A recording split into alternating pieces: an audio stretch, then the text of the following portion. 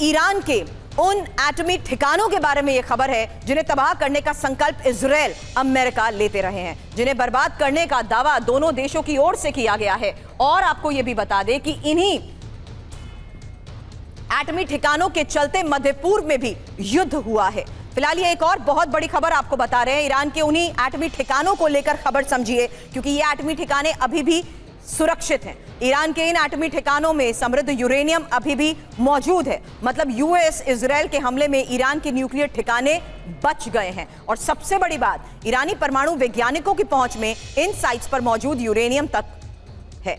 इससे भी बड़ी बात यह कि यह बात किसी और ने नहीं बल्कि खुद इजराइल के अधिकारियों ने अब मानी है। न्यूयॉर्क टाइम्स के हवाले से यही एक और बहुत बड़ी खबर, जिसका सीधा मतलब ये, इजराइल का मिशन अभी भी पूरा नहीं हुआ, जिस वजह से मध्य पूर्व में फिर से जंग हो सकती है।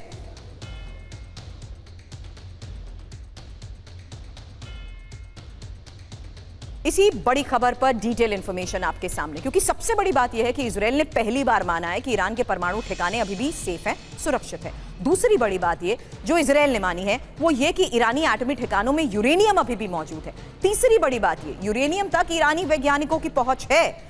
इसका मतलब यह हुआ कि यूएस हमलों से ईरान के एटमी ठिकाने बच गए हैं, यानी ईरान फिर से परमाणु हथियार बना सकता है। ऐसे में सवाल आगे यही होगा, संभावना नेतन्याहू और ट्रंप ईरान को जिस लिहाज से धमकी दे रहे हैं कि आने वाले वक्त में एक और बड़े ऑपरेशन को अंजाम दिया जा सकता है। हालांकि नेतन्याहू ने ईरान को यह कह दिया है 12 सितंबर तक अमेरिका से डील करें वरना अंजाम भुगतने को तैयार रहें। दूसरी बड़ी संभावना, इजरायल ईरान की धरती पर तेजी से खुफिया ऑपरेशंस के जरिए भी जानकारी जुटाएगा। तीसरी संभावना यह कि ईरानी एटमी ठिकानों पर फिर से इजरायली हमले शुरू होंगे। और चौथी संभावना, जहां ईरान के खिलाफ फिर इजरायल युद्ध छेड़ेगा। पांचवी संभावना, इजरायल अमेरिका मिलकर ईरान पर हमला करेंगे। ये वो ग्राउंड्स हैं मनीष जो इस बात को पूरी तरीके से लेबल करते हैं कि क्यों एक और बड़े ऑपरेशन को अंजाम देने की इजरायल की तैयारी है। ये उस लिहाज से भी समझेंगे जहां फाइट फाइट फाइट, वो तस्वीर जिसका हमने जिक्र किया था, ट्रंप का समर्थन इजरायल को मिल चुका है, ये इसी बात को जस्टिफाई करता है। बिल्कुल, देखिए जिस तरीके से प्रधानमंत्री नेतन्याहू वॉशिंगटन से लौटते हुए उन्होंने ये कहा है कि ईरान के पास केवल 60 दिन का वक्त है। इस 60 दिन में वो अमेरिका के साथ अमेरिका की शर्तों के मुताबिक न्यूक्लियर डील कर ले, यानी कि जो जैसे इजराइल और अमेरिका कह रहा है वैसे कर ले, वरना हम इजरायली तरीके से एक्शन लेंगे।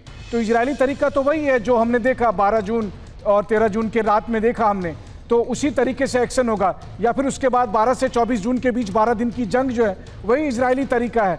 तो ऐसी बात साफ है कि 2 महीने के बाद तो ईरान और इजराइल के बीच हर हालत में जंग होने जा रही है। कम से कम ट्रंप और नेतन्याहू की मीटिंग के बाद जो नेतन्याहू ने ऐलान किया उससे यही लगता है। इस बीच में भी इजराइल के ऑपरेशन जारी रहेंगे और ईरान को कहा गया कि आप घुटना टेक दो। ईरान ऐसा कुछ करेगा नहीं, तो हर हालत में जंग होकर ही रहेगी। हाँ, ये जंग कब शुरू होती है तो नेतन्याहू 2 महीने का वक्त, सॉरी टू बटन, ये 2 महीने की टाइमलाइन समझ आ गई, लेकिन क्या अब ये भी मान लिया जाए ना, चेंज ऑफ रिजीम एक पर्पस था पहले फेज के अटैक का, दूसरा पर्पस साफ था कि उसके न्यूक्लियर एसेट्स को तबाह करना है। चेंज ऑफ रिजीम हुआ नहीं, यानी अब तो न्यूक्लियर एसेट्स भी तबाह नहीं हुए, तो जो दावे किए गए वो गलत। इजराइल ने मान लिया कि पहले के ऑपरेशन सफल नहीं रहे।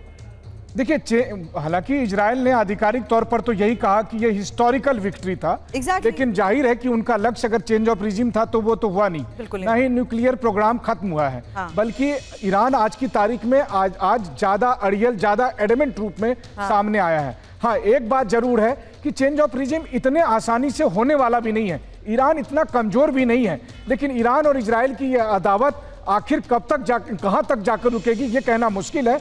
लेकिन जब तक चेंज ऑफ रिजीम नहीं होता है तब तक इजराइल नहीं रुकेगा, क्योंकि उन्हें भी पता है कि एक बार सत्ता बदल गई तो ईरान का परमाणु कार्यक्रम खुद ही डिरेल हो जाएगा। बिल्कुल मनीष, शुक्रिया फिलहाल इन तमाम इन्फॉर्मेशंस के लिए आपका। हालांकि ये भी एक्सपर्ट्स का मानना है कि पहले फेज के इन ऑपरेशन में दोनों ने एक दूसरे की ताकत का भी अंदाजा लगा लिया है। ऐसे में दूसरे स्तर पर होने वाले ऑपरेशंस पर भी दुनिया की नजर है।